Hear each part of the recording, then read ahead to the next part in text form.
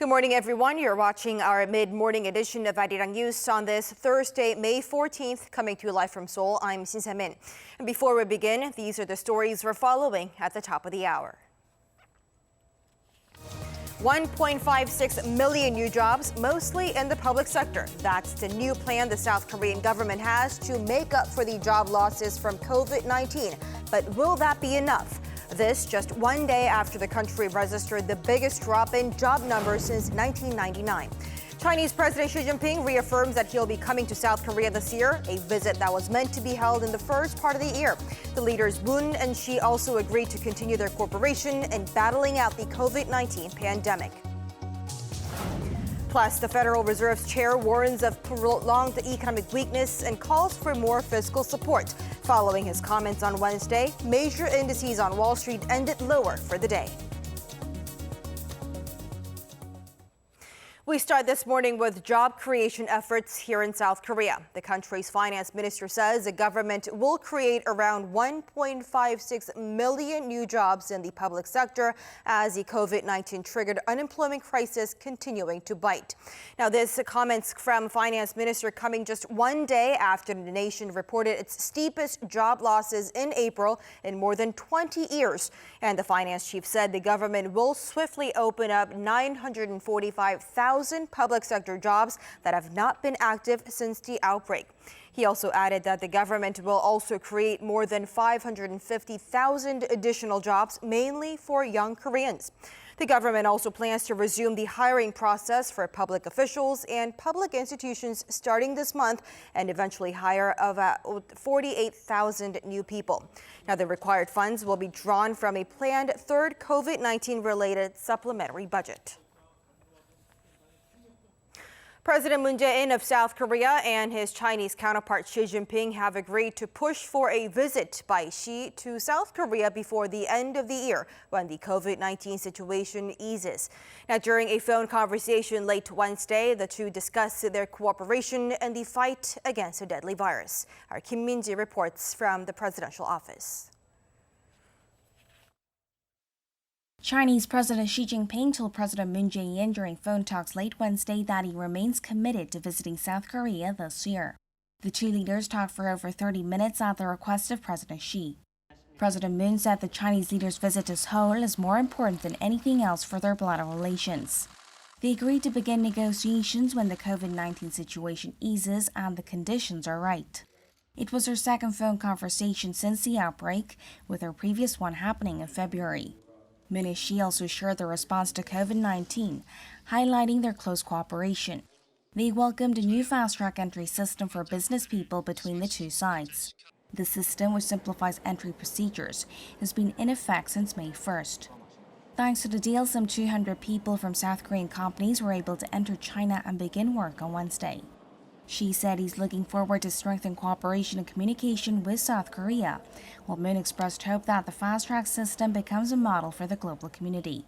Regarding the Korean Peninsula, President Xi expressed his continued support for the peace process, to which President Moon expressed his appreciation. The top office did not elaborate further.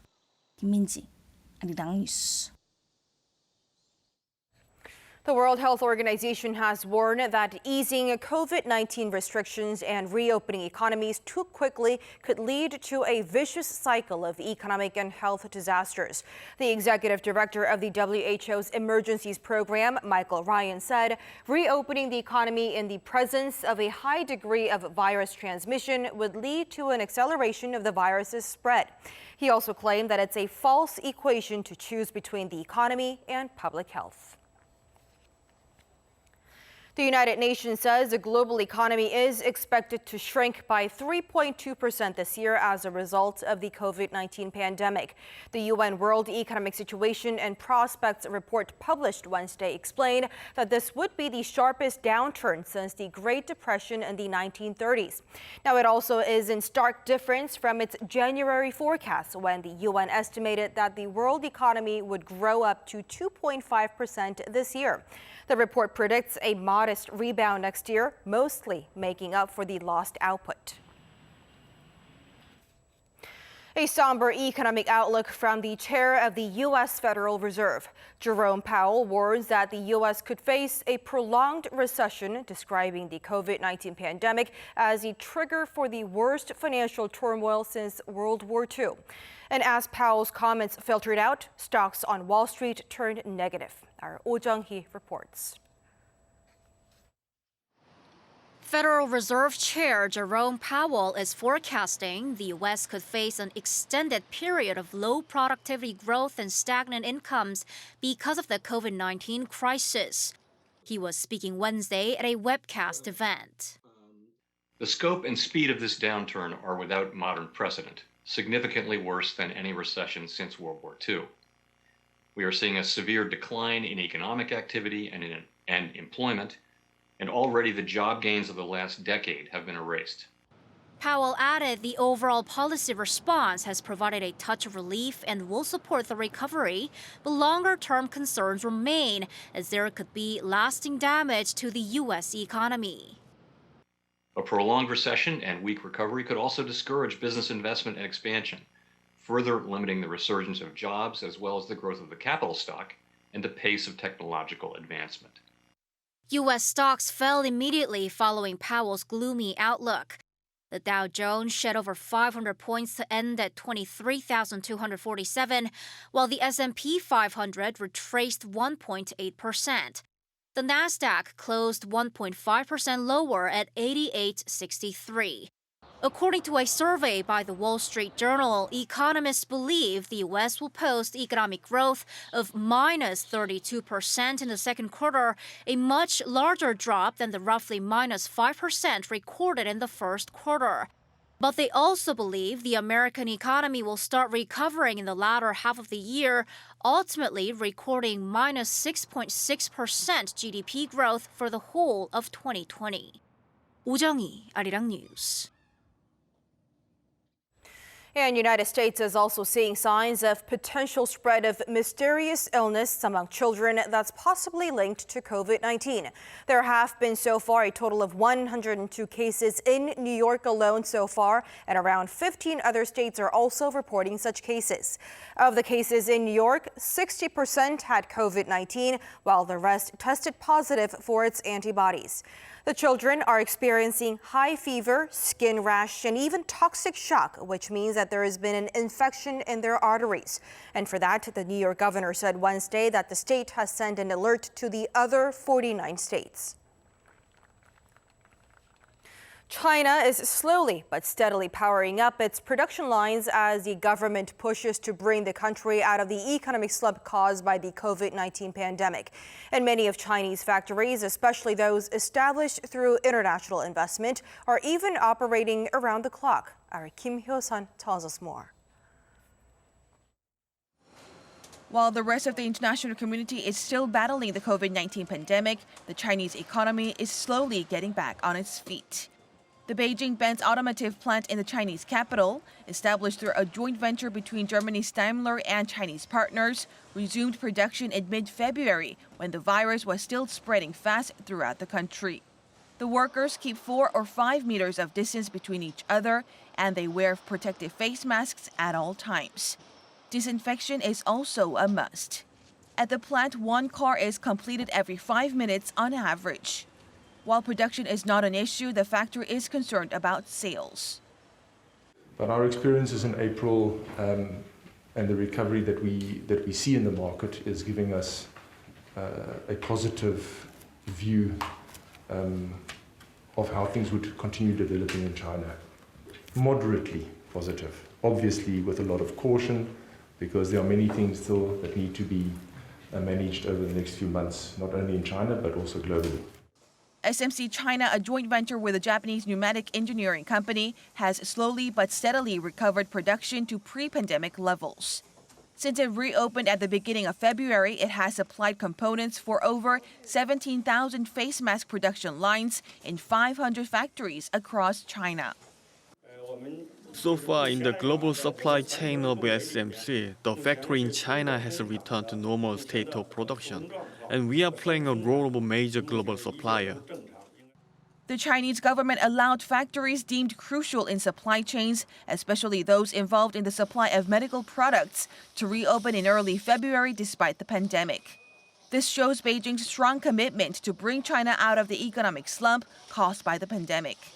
It can also be interpreted as Beijing's efforts to maintain foreign investment as the U.S. continues to criticize the Chinese government for its handling of the COVID-19 pandemic at the outset. Kim Hyo-san, Arirang News. Back here in the nation, South Korea wants to boost the country's competitiveness in the materials, parts, and equipment industry, items deemed very critical for producing semiconductors and flexible displays by naming it one of the country's 100 core strategy technologies. According to the plan, the government will foster businesses specialized in the production of core techniques with up to $4 million of annual funding so they can become leading global firms. Now, those efforts include the easing of finance-related regulations and funding with companies' R&D. And public institutions will also solidify the domestic supply chain by setting up a specialized material, parts, and equipment complex. The government sees the COVID-19 pandemic as an opportunity to narrow the gap between South Korean firms and other leading global companies. Korean Air is to raise roughly $820 million by selling stocks as part of self-help measures to handle the COVID-19 crisis. Shareholders will be given the right to buy 79 million stocks, expected to be issued at just over $10 each, although the final price is to be determined in early July. And the new shares will also be listed on the 29th of that month. The carrier's parent, Hanjin-Kal, will decide Thursday whether to inject over $240 million into the airline. Korean Air has suspended over 90% of its flights using international routes since late March because of the COVID-19 pandemic. First, it was baseball, then football. And now the women's golf season tees off in South Korea, becoming the world's first golf tournament since the COVID-19 pandemic. And for that, our Lee Seung-jae takes a closer look at the star-studded lineup that'll be gracing the fairways at the 2020 KLPGA Championship. The South Korean women's golf season gets going Thursday with the 42nd KLPGA Championship in Yangju, Gyeonggi-do Province.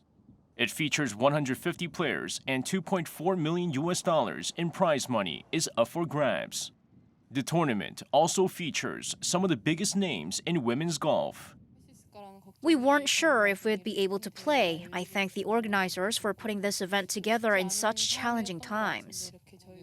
As an athlete, I'm pleased and proud that South Korea is leading the way for the resumption of sports. The golfers will be provided with space to practice independently, relax, and dine. Special disinfection facilities will also be available to them. The tournament will be held without any spectators to prevent the spread of the virus. All media and journalists will have to practice social distancing protocols throughout the event. With the KLPGA Championship, the first and only pro golf tournament so far in 2020, more than 80 foreign journalists are expected at the event. Lee Seung-jae, Arirang News. The U.S. has certified North Korea and 4 other countries as not cooperating fully when it comes to counterterrorism efforts, banning the sales of defense items and services to those countries. North Korea was first put on the list back in 1995. The U.S. State Department explained that 4 Japanese individuals who hijacked a Japan airline flight in 1970 continue to live in North Korea, and that Tokyo is continuing its efforts to know what happened to the 12 Japanese nationals believed to be abducted by North Korea in the 1970s and 80s.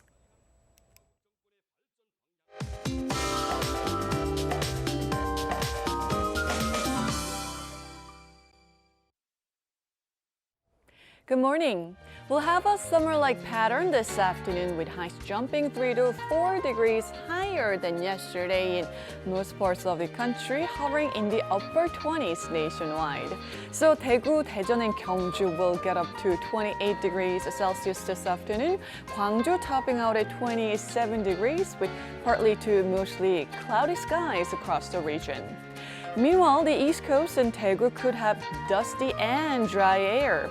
The east of Korea could see yellow dust blowing in from the afternoon, so keep an eye on the dust levels, while a dry weather advisory is in place for many eastern parts of the country. Thankfully, though, rain is in store from early tomorrow to ease the dry and dusty conditions. Jeju and southern provinces will see heavier showers of 30 to 80 millimeters, and that band of rain will also bring cooler air to the country on Friday. That's Korea for you, and here's the international weather for viewers around the world.